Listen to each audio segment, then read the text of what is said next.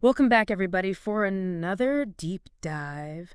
We're talking about Ikigai today, and we've had a fascinating article here from Health and Welfare magazine. It's funny, the more I hear about this whole Ikigai thing, the Mm. more I think it's like not just some cool Japanese concept, it's something we could all actually use a little bit more of in our lives. Yeah, it's really captured a lot of attention, and for good reason.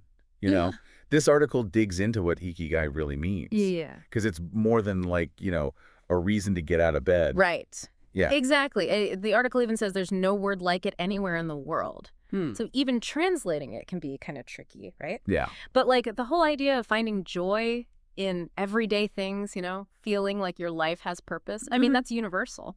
absolutely. And what's interesting is how this concept plays out in like a real-world setting.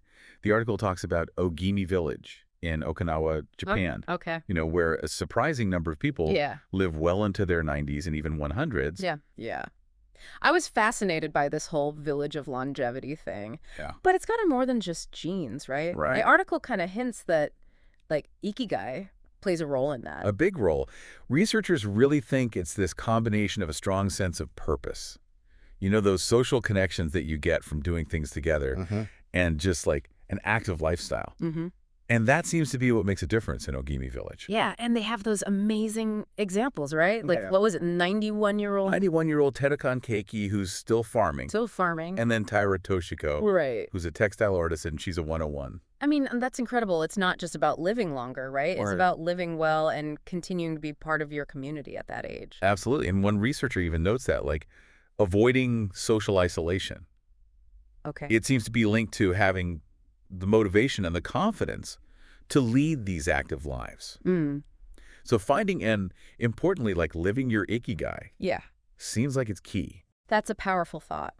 But the article also mentions some research linking Ikigai to better health overall, even outside this village. Mhm. What can you tell me about that? Well, there's a super interesting study. It was published in the Journal of Happiness Studies, Okay. and they found that people who only work for money Mm. have a 1.55 times greater risk of age-related functional decline Wow. compared to people who are working Yeah. in pursuit of their ikigai. So basically, if your job is only about the paycheck, Yeah. it can actually be bad for your health long term. That's a little scary. Yeah. And I think this is where ikigai gets really relevant for us. Okay. Even if we don't live in a longevity village, Right. having that sense of purpose, Yeah. something that like gets you excited to start the day, it can have a real impact on your well-being. Absolutely. But how do we actually find it? Right. How do we find our own Ikigai? The article talks about Mark Wynn's Venn diagram. And personally, I love a good visual. So It's a good one. It's a good one. that? Break it down for us. Okay. So picture this. You got 4 overlapping circles. Okay. Each one represents a key element of Ikigai. So there's what you love, Okay. what you're good at, the world needs, Mm-hmm. and what you can get paid for. So it's about finding that sweet spot where all those things like come together. Exactly. And you don't even have to perfectly, fulfill every single category Oh. to have an Ikigai. It's more about using the diagram as a guide Uh-huh. to explore what are you passionate about, what are your talents, what are your values. This is starting to make a lot of sense. But I Yeah. got to ask, the whole what the world needs part, Yeah, it sounds a little overwhelming. Like, where do you even begin with that? that's a great question. And it's Right. something I think we can definitely dive into a little deeper. Good, because I think that's where a lot of people, myself included, might get stuck. So let's break it down a little more. Can you give us an example of how someone might use this Venn diagram? Sure. So let's say someone is passionate about. Hmm. Let's say someone they just love they love to cook. Okay. They find it like relaxing and fun. Okay. That's definitely what they love. Yeah, that makes sense. So what about the whole what you're good at part? Right. So maybe they have a knack for like baking these incredible pastries, Okay. or they can just like whip up amazing meals from, whatever's in the fridge. Like they're just naturally talented in the kitchen. Okay. So we've got passion, we've got talent, but what about that what the world needs part? How does that fit in with cooking? Well, let's say this person also, they really care about healthy eating Okay. and they want to help people make like good food choices. Okay. They believe that good food can bring people together. All right, so they want to nourish people, both physically and, like, socially. Exactly. So that kind of taps into the what the world needs piece. Okay, I'm with you. So we've got passion, we've got talent, we've got purpose, but now comes the, like, million-dollar question. Yeah. How does this person make a living doing what they love? That whole what you can be paid for part Okay. can be a real challenge. It can be. But, thinking about this example, maybe they could open a restaurant Okay, or become a caterer. sure. Or maybe, like, a food stylist or something. Yeah, food stylist for like magazines and cookbooks. Yeah, That's a good one. that's creative. But, I mean, opening a restaurant is a huge undertaking. Absolutely. And, becoming a caterer or a food stylist, that's really competitive. You're right. And this is where I think it gets even more interesting.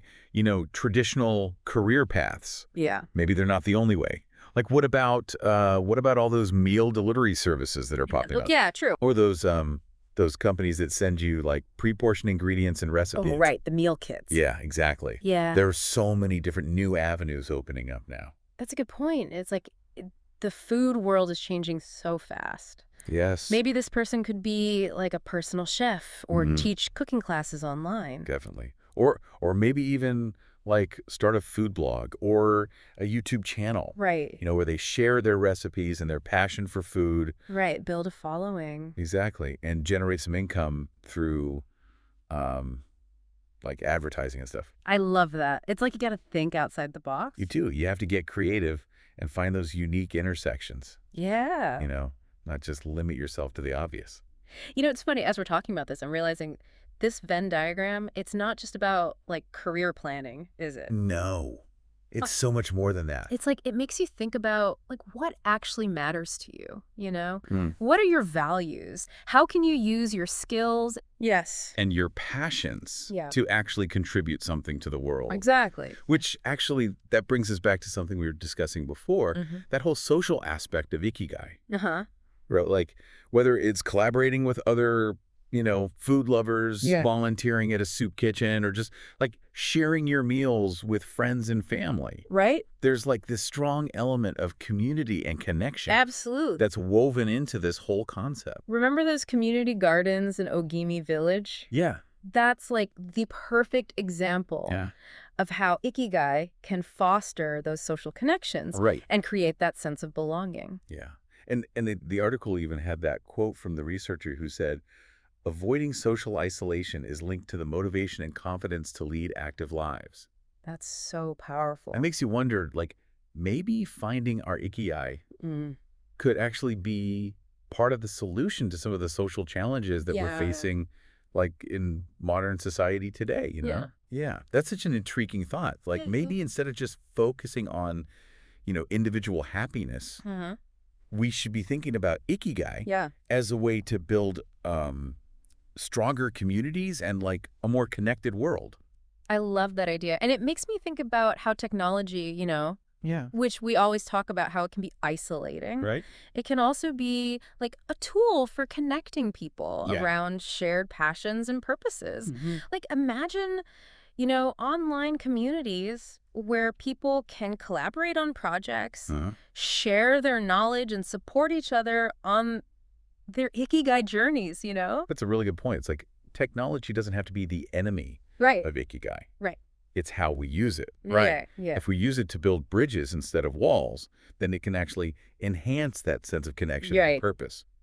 So finding our Ikigai, it might not just be about like personal fulfillment. It could be a key to creating a more vibrant, compassionate, and like interconnected world. I love that. That's beautiful. It really does like elevate the whole concept Yeah. to a whole new level. It's not just about me finding my purpose. It's about us Right. creating a world where everybody has a chance Yeah. to discover and live their own Ikigai. This has been such an inspiring conversation. But, I want to bring it back to our listeners for a minute. Yeah. We've explored this Venn diagram. We've talked about some hypothetical examples. But I'm really curious what's resonating with you. Like, what passions are bubbling up for you right now? What talents do you have that maybe you haven't thought about in a while? What do you think the world needs more of? What unique thing do you bring to the table? Like, don't be afraid to just let your mind kind of wander. you know?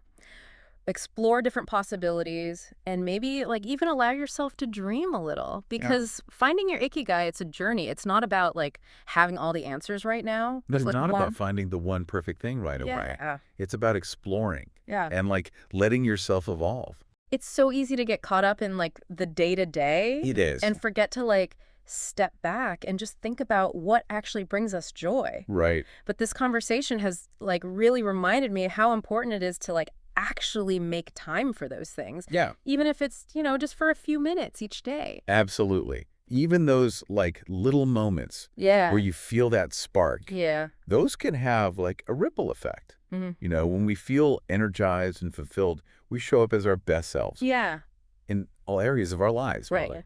So finding our ikigai, it's not just about personal happiness then, is it? Oh, It's also about contributing to a more positive yeah. and vibrant world around us. It really is. It's about recognizing like they are all connected Yeah. and that our passions and our talents, Uh-huh. they can have a real impact. I'm curious, what was your biggest takeaway from like this whole deep dive? Ooh, that's a good question. For me, it's the reminder that Ikigai isn't like a fixed thing. Right. It can evolve and change, just like we do. Uh-huh. What might have brought us joy and purpose like 5 years ago Right. could be totally different now. Yeah. And that's okay. That's a great point. It takes the pressure off. It does. It's not about finding the perfect ikigai. Right? It's, like you said, it's a journey of exploration and discovery. Exactly. And it encourages us to, Yeah. stay curious, try new things, and be open to things we didn't expect.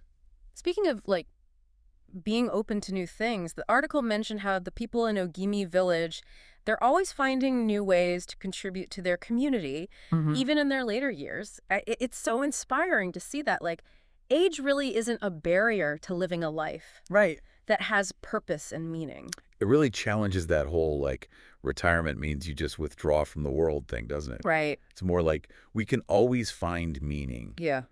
by contributing in some way, Right. no matter how old we are. Yeah, it's like instead of focusing on what we're losing as we age, we can shift our perspective to think about what we can still offer Yes. and how we can keep making a difference. And that brings us back to you listening. Hmm.